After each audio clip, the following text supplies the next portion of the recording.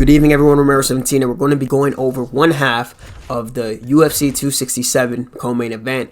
We're going with Cory the Sandman Sandhagen, and we're going to be in for a treat in this bantamweight division fight. You know, it's for an interim title. How I feel about that is one thing, but he is a very solid fighter in this game. Now, in my previous showcase with Cory Sandhagen, I've already kind of gone over the specifics of his perks and everything. He got slight buffs in different areas, I believe, in the striking. I believe stance switch, accuracy, some things on block and whatnot.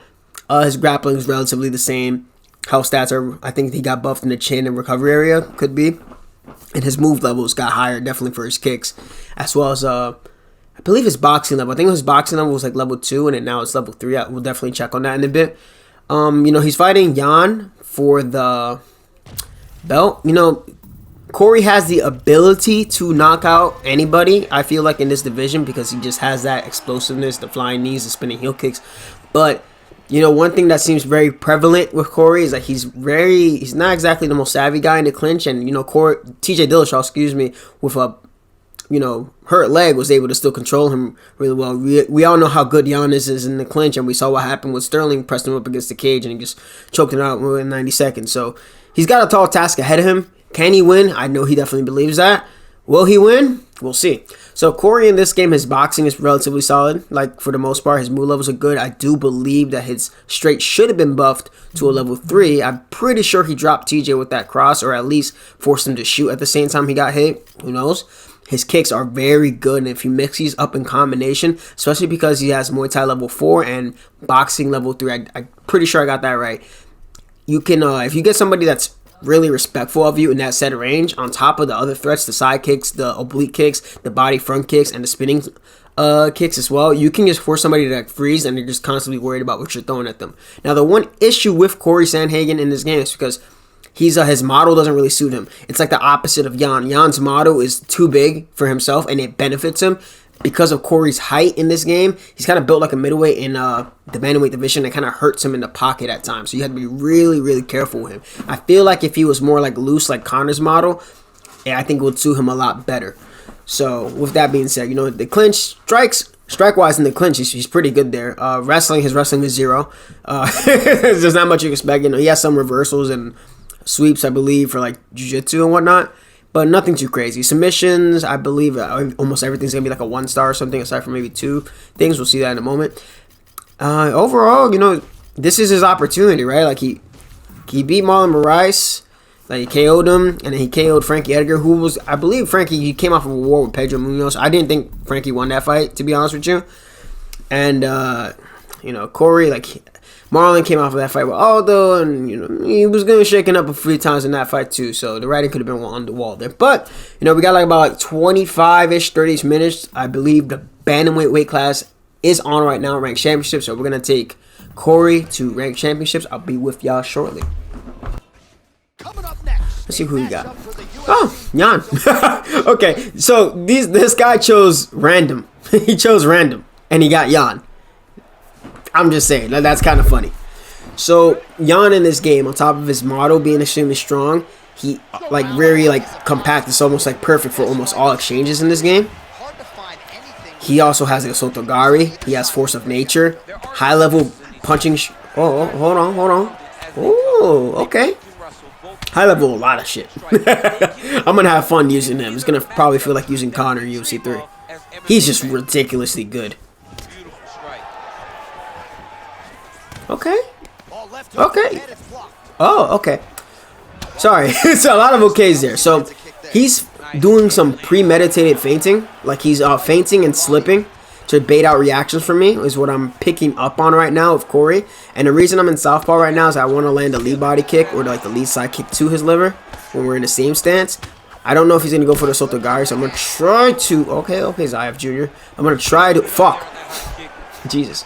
I'm going to try to switch to orthodox. The Jan pressure is crazy.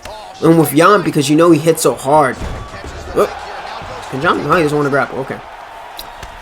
With Jan, because you know he's so deadly in the pocket and he has every single perk that is like perfectly chained together, it's very tough to deal with him. This guy's doing a really good job though of like disguising his entries, and feel like people don't give players a lot of credit when they're pressuring correctly. And he's pressuring with distance. Now he's trying to kind of tee off on his strikes on me right now. So I'm going to try to keep moving. I'm going to try to sneak in that lead body hook as much as I can. Catch me with the uppercut, but no dice. Ooh. I see that. That was nice. She went with the rear hook. Okay, oblique. To the head. I know Cory's saying that he feels like the real champ if he were to beat Jan, and I don't know how I feel about that. We can say what we want about the whole fiasco, but ultimately it was on Jan for doing the said illegal action. Oh. What? I think the stance was just avoiding the head kick. Fuck. Okay. But the one thing is that, you know, Sterling's gonna fight the winner. He's going to fight the winner in January, right? Like, that's a guarantee thing. Like, he hasn't been stripped of anything yet. Oh, I'd hope not. And Cory is the man. He gave Cory his last loss. He subbed him within like 90 seconds. So I don't know how. And based on Cory's struggles in the clinch, like, we know how good Giannis is in the clinch. Compromised TJ with like a messed up leg after Sandhagen's knee bar attempt. Was still able to control him. And we just know how good Jan is in the clinch already. Especially we saw it in even in the Aldo fight defensively, and against Sterling we saw obviously offensively. Like, he punished when Sterling got rocked. I really feel like he reverted back to like 2014 Sterling. Good round. And because he started doing all these spins, like these uncalculated spins, and he just did not look like the man that beat Pedro Munoz. He didn't look like the guy that, you know, beat Sandhagen the way he did. So obviously that was a beautiful counter by Jan, but we'll see. He just started spinning like a Beyblade, and then Jan was like, "Okay, you don't give me a back, we'll toss you." That's how it goes. Okay. You know, what can we do? So key thing here, right? So I can't see my HUD. Obviously, you guys are. What the fuck? Are you serious? Why did that miss? Oh, yeah, why did that miss? I'm gonna cock myself. Okay. So one thing, obviously, I can't see my HUD. We're gonna take two. We're gonna take two with that. I just know that I have to land on him after he misses a strike. I'm trying to side kick him and keep kneeing him. I feel bad. And with force of nature, if he's in an exchange with me and his head health is already higher than mine, or whatever body part it is, he's going to get like a +3 to that specific health attribute. Let's go. Flying knee. The bleed through was too hard. He messed himself up there. Probably not going to get the in. Okay, we got it. Okay. We got it. With the flying knee. Led to the subsequent ground and pound. That was out. Honestly, I didn't expect the fight to end. Well, okay, thank you, bro. See right there, the bleed through damage is really high on that knee, especially because he's rocked and he's moving around his head so much that he's constantly draining his stamina while he's rocked. And when your short-term stamina is much lower, you're going to increase the bleed through your strike. So right there, like, he's just. I was gonna say, like, I was aware that he was high, low, like he was blocking very high, very low a lot to try to discourage me from throwing certain things. So that's why I had to be very consistent with kind of pot shotting. But overall, not bad. Well, what was that, like about 10 minutes? So we can, okay, hopefully we get lucky and EA doesn't decide to screw us. And if we can get another fight like that, like at least to that caliber of a fight, good fight, dude. I think we can, you know, maybe get 1 or 2 more and call it a showcase. All right, let's get to searching. Oh, man. I spoke too soon. There was just too many flips. This guy's a win over me? Okay. I don't recall ever fighting this guy. Either it must have been my brother or some shit playing on this account or whatever. Because obviously it's like my showcase out. And I share it with my brothers back home. But I don't ever remember playing this guy. Dude, I think at the bright side, at least I was able to get some Brandon Moreno fights in for the showcase when I can drop that. So when you do the fight. This guy's throwing freaking double forward hooks. How did I lose to this guy? Okay. I spoke too soon. Okay, slip hook. So he's very aware of certain meta strikes. Jab, jab, cross. Well, perhaps a sign of things to come as he lands. Let me try to get that calf kick off. So the body hook. The best time to land that body strike is right after they commit to a big action. Alright, this guy isn't bad. This guy isn't bad for sure. He's not bad. Oh. I think I might have hit his shoulder, and that's why the head kick wasn't a rock, so it mitigated the damage. Dude, this is one thing with Yan too, especially if you get a Yan that's trying to play the forward vulnerability game. Very difficult. No clinch for you. No. I gotta be very active with my footwork here. There we go, sneak that in. That body cross does. When I just kind of feel, I know like a rear hand strike is coming. I try to input that body cross as much as I can. I just gotta be really careful because this guy seems to be smarter than he's letting on. I spoke too soon.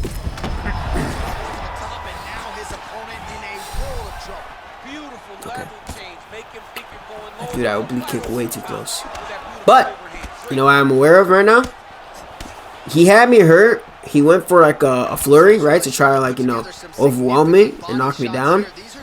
He's definitely keen in on his own stamina, and that's why he's retreating. So every single time he's retreating, it's because he's trying to recover his short-term stamina. See that? That's a tell, right? So he's telling me when he feels comfortable after he commits a certain strike. Fuck, the body kick hit my fucking arm. Oh my god! Thank you for angled evasive. Jesus Christ. That's my favorite fucking feint. I'm trying to chop at the leg so I can reduce the power. Hold that. And the lead leg kick is very risky to try to do, which is why I try to use the oblique instead. But the way I'm getting off these lead leg kicks with Cory, these calf kicks as well, is that I'm trying to time it exactly when he's stepping in, because I'm trying to time him, right? Okay, because there's always a specific rhythm that people try to go to, so I want to try to break his rhythm, and leg kicks are really good at that. And if you get the guy worried about the kicks, then you can open up. How did that miss? Open him up to the head. Just punch him. Another thing I like to do. If you feel somebody's gonna fucking, are you fucking dead ass? Come on. Damn physics. I like to try to, when I see somebody kicking my lead leg, I try to input a kick right after, so hopefully the invasive function will trigger, and I can beat them to kicking my leg because I'll step the leg back. It's weird. It's like weird animation stuff that I figured out. But alright, I could definitely see how I probably lost this guy. If I was using like some 4-star or something against this guy, yeah, I could definitely see it. This guy's very smart. He has a system, right? So it seems, right? He has a predicated counter. Or premeditated counter, right? A counter to a person's counter, right? Because one would think generally after every 4-piece, because he's trying to turn up on me right now, right? It's a 4-strike at the end. So the smart thing to do is to preemptively throw that slip straight like he's doing. Don't want to get in a firefight. So that's smart. So this guy has understanding of how players react, and that's really good. Just gonna have to go a little bit unibot there. See that? He wants me to commit to a big fucking defensive action. Thought it was there. Why did I throw the jab first? I just want to stay right outside his range so I don't get hit by it. Yeah, okay. He's definitely gonna try to set up like a head kick or something after that cross. Whenever somebody's throwing a naked cross like that, they're definitely trying to set up a kick. Great upper body movement defensively, slips another strike there, and offensively he hasn't been a world beater, but defensively he's been strong. Stay relaxed, stay relaxed. I feel like one thing people forget, like when the block hits that front guard, I don't have to be concerned about any more straight shots. Alright, guys. I would have respected you there. Like, I would have done the respect, but that was smart. Alright, yeah, this guy's legit. Never mind. I take back my previous sentiments. He was expecting me to try to slip right after the lead hook, and that's why he threw the spinning heel kick. Very smart. And now he wants me to overthrow or step back and get hit by that kick. So I'm just going to try to land in small increments and chip away at him as much as I can. Make sure he doesn't land as clean on me as he did in that first round with that counter. Alright, so he's backing up. Yeah, he's sneaking in by a shot. Yeah. We'll find me this time. Oh, what? Please tell me y'all saw that. Please. Just ignore it. Just ignore it.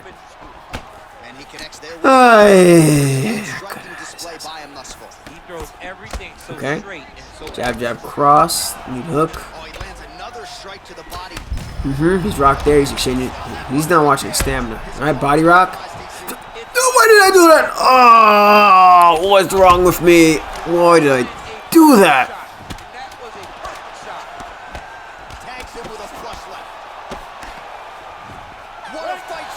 Oh, I held 0-1. I was trying to go for something else. I was trying to hit something clean. I was trying to forward lunge to bait him to throw a head strike, and I was gonna go for the flying knee. Oh, I went backwards. Oh, why? Why me? Okay. Okay. We've rocked him twice. He rocked him to the body. Touch him up. Much respect, bro. This is a good fight. This is a really good fight. So now let's just fuck up his time a little bit. You get comfortable. You're gonna start going forward. Let's go. There it is. Smart, play smart. Get out the counter. Let's go. Oh my fucking! These goddamn up kicks. He's in trouble. He's hurt bad. Boom. You had to quit, bro. You really had to quit. The points matter to you that much. That's fine, bro. I barely play this game anyways. But you know what? That was clean. We got the flying knee. The weight class is already over. It's already like 9 o'clock. It's doing middleweight and light heavyweight. So I can go to doing Blachowicz showcase. I can get on that in a bit, or maybe I can do it another time. But I think for Sandhagen, let me know who y'all think is gonna win in the comment section when I upload this video. Hopefully y'all enjoyed the styling and the showboating and everything. And I'm glad y'all appreciate me uploading again a little bit more consistently. So much love. Appreciate y'all. I'm Cory 17. I am out of here.